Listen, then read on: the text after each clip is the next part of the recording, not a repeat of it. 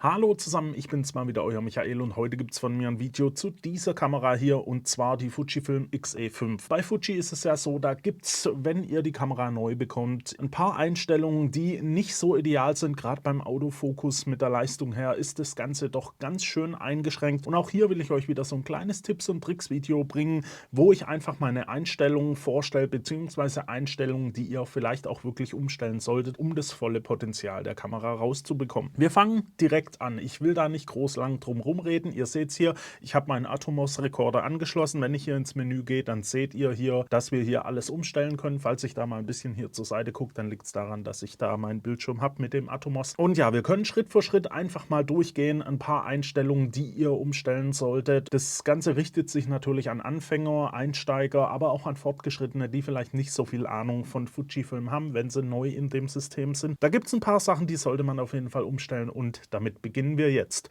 Fangen wir erstmal an.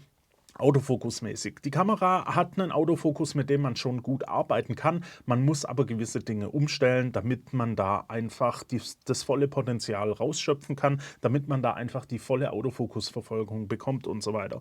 Und da fangen wir direkt an. Wir gehen mal ins Menü. Wir gehen dazu ins Einstellungsmenü. Unter Einrichtung finden wir Power Management. Da gehen wir drauf und hier sehen wir direkt den Punkt Leistung. Der steht standardmäßig auf normal. Das hat Gründe natürlich auch, ja, damit der Akku ein bisschen länger hält, grenzt euch aber doch deutlich bei der Performance ein. Und deswegen stellen wir diesen Punkt hier erstmal auf verstärkt. Da haben wir jetzt einfach spürbar ein besseres Autofokusverhalten. Und der Punkt, das ist wirklich was mit den anderen Punkten, die ich euch jetzt noch zeige. Die solltet ihr auf jeden Fall umstellen, damit ihr eben die volle Performance aus der Kamera kommt. Wir machen direkt im Menü weiter und stellen den Fokussierbereich ein. Hier wollen wir nämlich im AF-Menü dann den Fokussierbereich erstmal auf eine Zone stellen. Ich habe nämlich festgestellt, dass eine begrenzte Zone, wo ihr das Motiv dann reinlegen könnt, mehr oder weniger, doch noch ein bisschen einen Autofokus-Vorteil bringt, als es jetzt hier eine große Zone, zum Beispiel das breite Feld, tut. Also wählt hier eine passende Zone für euch aus. Ihr könnt es natürlich für euch festlegen. Als nächstes gehen wir nochmal ins Menü und stellen die AFC-Priorisierung auf Fokus. Dazu geht ihr in den AFMF-Einstellungen auf die dritte Seite und habt hier die Prio auslösen Fokus.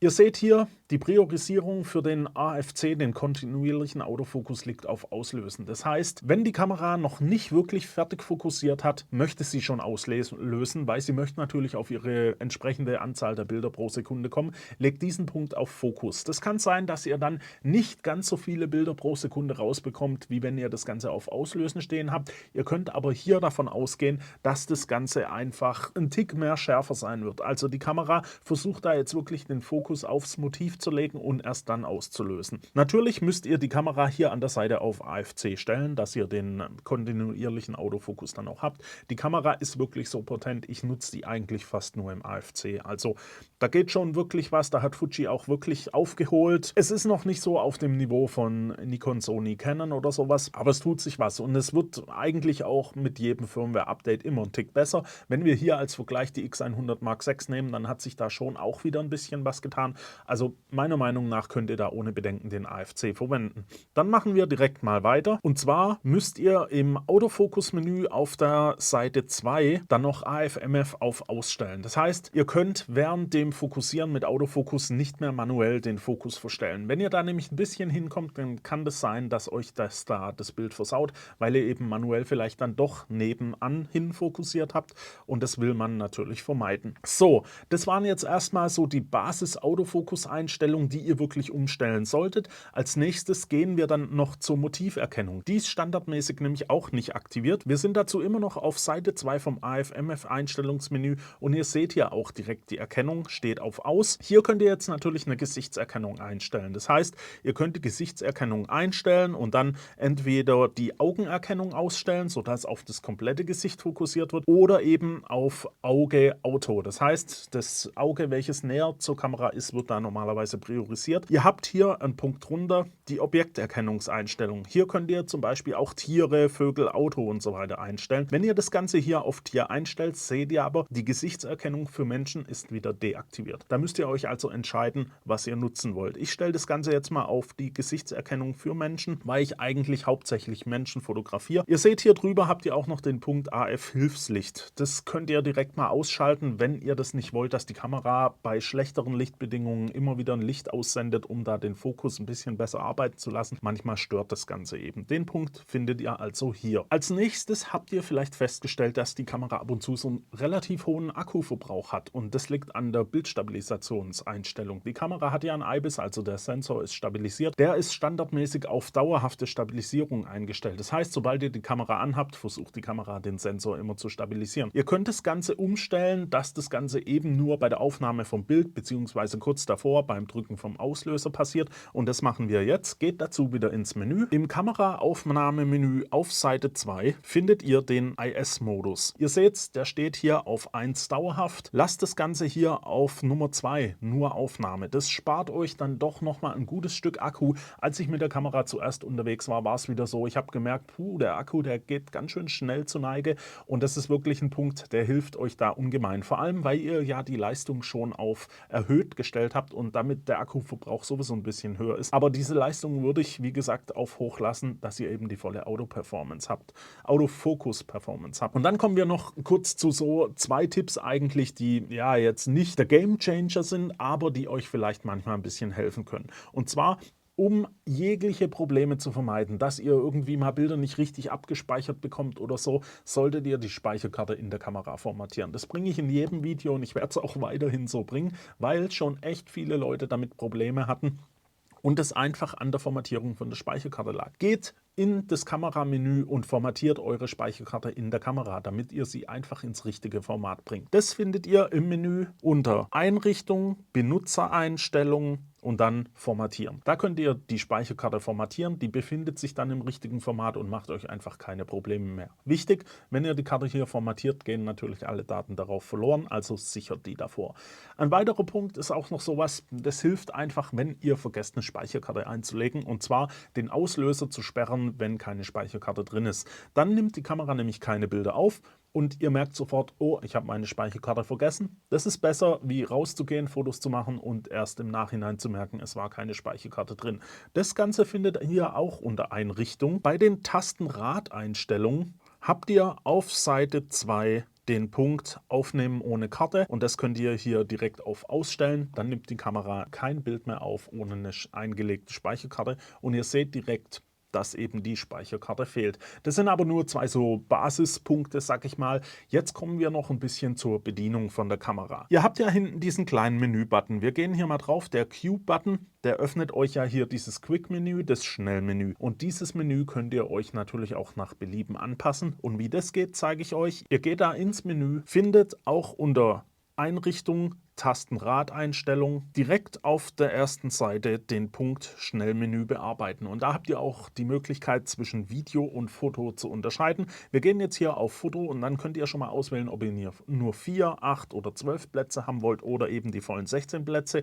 Und dann könnt ihr euch das Ganze hier so passend einstellen, wie ihr wollt. Ich will jetzt hier nicht direkt was umstellen, weil da hat jeder wahrscheinlich seine eigenen Einstellungen. Aber diesen Punkt, dieses Q-Menü zu bearbeiten, den findet ihr einfach hier im Menü. Im selben Menü finden wir dann auch noch die Funktionen FN. Und da habt ihr einfach die Möglichkeit, wir gehen mal rein, jede Taste auf der Kamera frei zu konfigurieren. Und das hilft euch natürlich, die Kamera für euch besser anzupassen. So könnt ihr auf die Taste hier genau das legen, was ihr denn gerne benutzen wollt, sodass ihr die Kamera einfach viel besser für euch selber nutzen könnt. Im selben Menü, wir gehen hier mal direkt zurück, findet ihr dann auch noch die Bedienradeinstellungen. Hier habt ihr die Möglichkeit, jedes Bedienrad der Kamera frei zu konfigurieren, also auch für euch passend anzupassen. Und dann haben wir auf der Kamera ja oben dieses kleine Rädchen, welches euch die Verschlusszeit einstellt. Ihr könnt aber auch standardmäßig mit dem hinteren Daumenrad die Verschlusszeit verstellen. Also ich zeige es euch hier direkt mal. Wir drehen hier rum, wir können die Verschlusszeit verstellen. Wir können es aber auch oben über das Rad verstellen.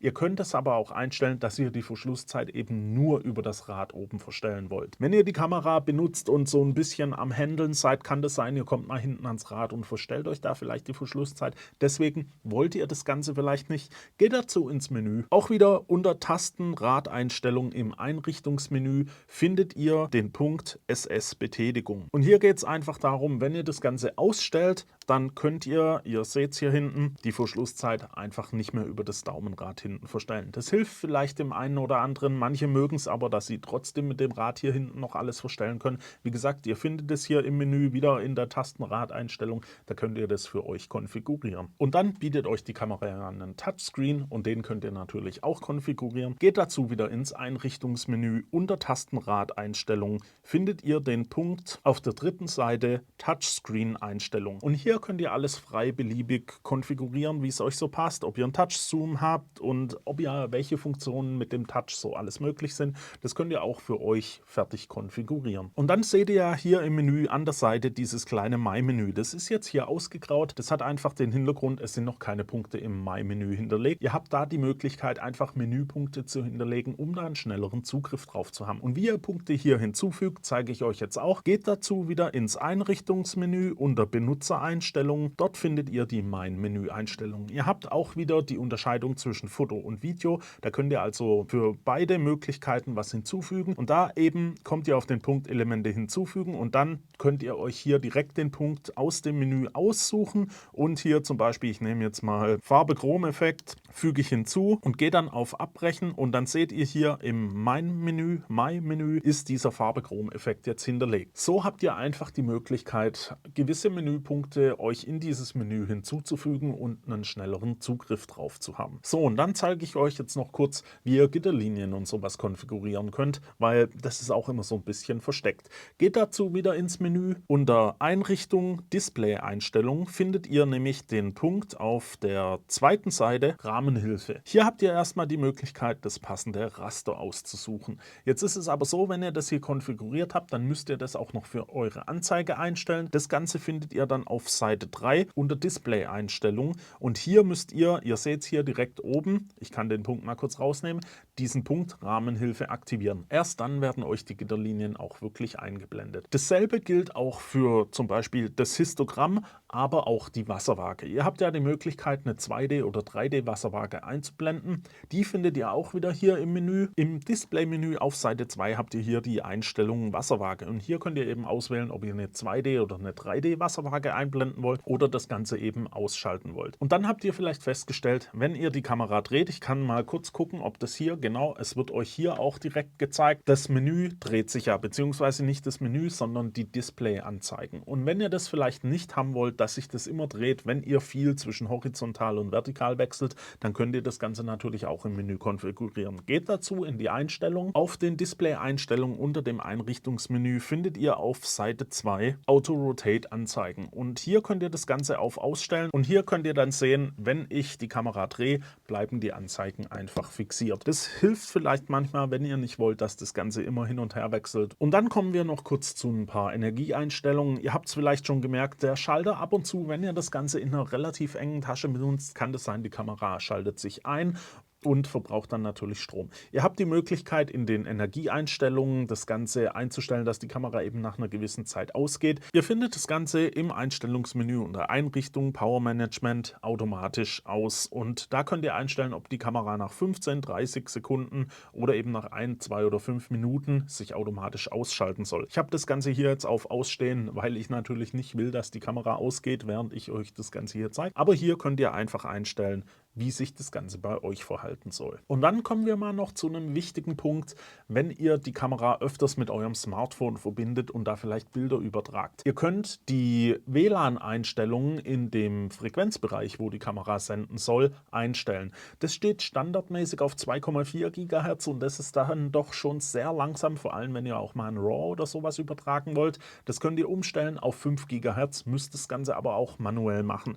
Ihr findet es wieder im Menü in den Netzwerkeinstellungen unter Bluetooth Smartphone Einstellungen habt ihr hier die Möglichkeit, auf Seite 2 die Frequenzeinstellungen einzustellen. Und wenn ihr das Ganze dann auf 5 GHz stellt, dann ist es wirklich deutlich schneller. Jetzt muss natürlich euer Smartphone das auch unterstützen können, aber ich sag's mal so, jedes neuere Smartphone der letzten Jahre kann eigentlich 5 GHz WLAN unterstützen und das merkt ihr dann wirklich in der Performance, dass alles deutlich schneller geht. Und dann habe ich noch kurz einen kleinen Tipp für die Filmer unter euch, die die Kamera vielleicht zum Filmen verwenden wollen. Und zwar könnt ihr natürlich die automatische Temperaturabschaltung, wenn die Kamera am Überhitzen ist bzw. eben warm wird, nach oben setzen. Das findet ihr auch wieder in den Einstellungen.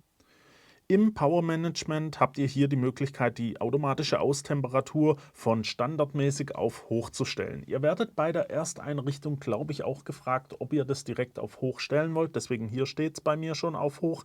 Es kommt dann natürlich noch eine Warnanzeige. Kamera, die Temperatur wird höher sein. Es ist aber nicht so, dass die Kamera jetzt super heiß wird und ihr die nicht mehr anfassen könnt. Es wird das Limit, das interne Limit einfach höher gesetzt und die Kamera überhitzt nicht so schnell. Und dann war es das auch schon von mir mit den Punkten, wo ich denke, die sind schon hilfreich, die solltet ihr vielleicht auch umstellen. Gerade wenn es um den Autofokus geht, ist es schon ein deutlicher Unterschied. Ich hoffe, das hat euch ein bisschen gefallen. Wenn es denn so war, lasst mir doch einfach ein Like da. Wenn ihr Fragen zur Kamera habt oder Verbesserungsvorschläge, dann stellt mir die doch einfach in die Kommentare und ich versuche das Ganze so gut wie möglich zu beantworten. Ja, und dann abonniert doch einfach den Kanal für weitere Videos und dann hoffe ich, sehen wir uns beim nächsten Mal wieder. Bis dahin wünsche ich euch eine gute Zeit und viel Spaß mit der Kamera. Ciao.